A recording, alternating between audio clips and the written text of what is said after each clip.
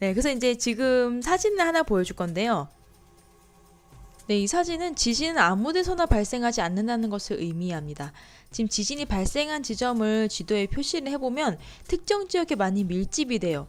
그렇다는 얘기는 거꾸로 얘기해보면 우리나라도 지진이 발생하는 지점에 속해 있다라고 이제 해석이 되겠죠. 그래서 이 지금 분포를 보면 아무 데서나 무작위로 발생하는 것이 아니라 대부분은 발생하는 곳에서 발생하고 다 그만한 이유가 있는 곳이다 라고 해석을 해볼 수 있어요. 이렇게 우리가 지진을 자주 발생하는 지역을 지진대라고 합니다. 그 옆에 있는 그림을 보면 이번에는 빨간 색깔 점이 찍혀 있죠. 이번에 보는 사진은 이 지도상에다가 화산 활동이 빈번하게 일어나는 지역을 점으로 찍어봤더니 또 이렇게 일련의 어떠한 이 열, 그죠? 이렇게 묶여있는 이런 분포를 보여주는데 화산도 마찬가지로 아무 데서나 화산 폭발이 일어나는 것이 아니라 그럴 만한 곳에 그럴 만한 이유가 있는 장소에 화산 폭발이 일어난다 라고 보실 수 있습니다.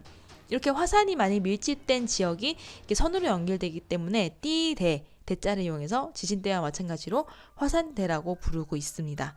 그래서 화산대와 지진대의 분포를 보면 완전히 겹치는 건 아니지만 어느 정도 일치를 해요. 왜냐하면 지진이 발생하면서 화산 폭발을 자극시킬 수도 있고 화산이 폭발하면서 지진이 발생될 수도 있기 때문에 이제 이 둘의 관계, 지진과 화산과의 관계는 이제 연관이 없다라고 보기는 어렵죠. 어떻게 보면 밀접한 관계가 있다고 볼 수 있습니다.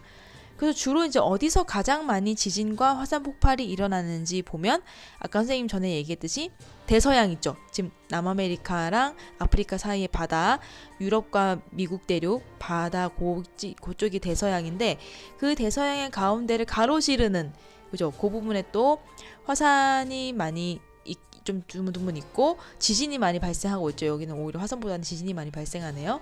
그리고 태평양, 우리나라, 일본, 그리고 동남아시아, 그다음에 오세아니아 근처 해서 쭉 남아메리카 둘러서 이 북미까지 쭉 돌아서 온 이 동그란 이 물이 여기를 이제 태평양 쪽, 이게 둥글다고 해서 둥글 환자를 써서 환태평양 지대라고 부릅니다.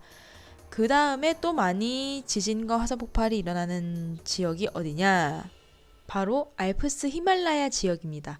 우리 대륙이동서에서 봤듯이 인도 대륙이 밀고 올라오면서 유라시아 대륙과 충돌했죠. 만나는 그 지역이 땅이 구부러지면서 산맥이 만들어졌는데 그 부분이 히말라야 산맥이고요. 조금 더 유럽 쪽에 간 구역이 알프스 산맥이기 때문에 알프스 히말라야 이 자체가 굉장히 지진과 화산이 빈번하게 일어나는 지역이라고 볼 수 있습니다. 그래서 이제 좀 새로운 단어인데 아까 그 대서양 중앙에 있는 그 지진이 많이 발생하고 화산이 있는 부분 있죠. 거기를 우리가 해령이라고 해요. 그래서 지진과 화산 폭발이 가장 많이 일어나는 탑3 지역이 바로 환태평양, 태평양 둘레, 그리고 해령, 대서양 중앙이죠. 그리고 알프스 히말라야 산맥 이 세 군데가 지구에서 가장 화산 폭발과 지진 활동이 자주 일어나는 지역입니다. 자, 그럼 마지막으로 교과서 문제 스스로 확인하기 한번 같이 풀어볼까요? 스스로 확인하기 1번 교과서 페이지 47쪽입니다. 지진과 화산 활동이 자주 일어나는 지역을 각각 무엇이라고 하는가? 무엇이라고 하죠? 네, 바로 지진대와 화산대라고 합니다. 2번은 아까 선생님 중간에 잠깐 언급하긴 했는데 만약에 백두산에서 화산 활동이 일어난다. 이건 답은 따로 쓰진 않을게요. 그럼 이제 어떠한 피해가 우리에게 발생할 것이냐? 한반도의 중앙부쯤에 살고 있는 우리에게는 어떤 피해가 있을 것이냐?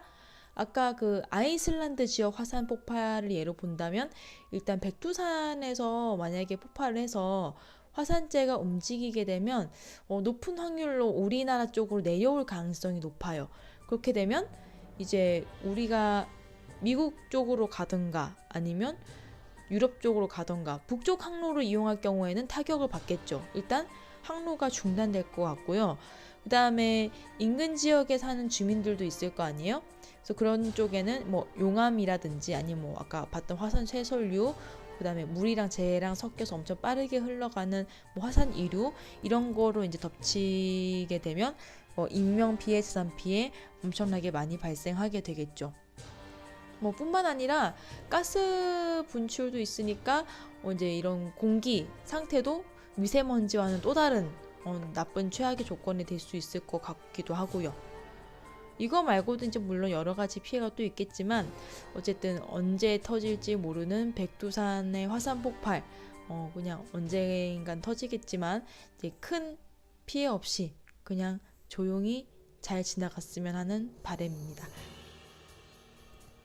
지금 보고 있는 이 백두산 천지의 모습은요, 선생님이 직접 몇 년 전에 촬영한 거예요. 되게 색깔이 예쁘죠?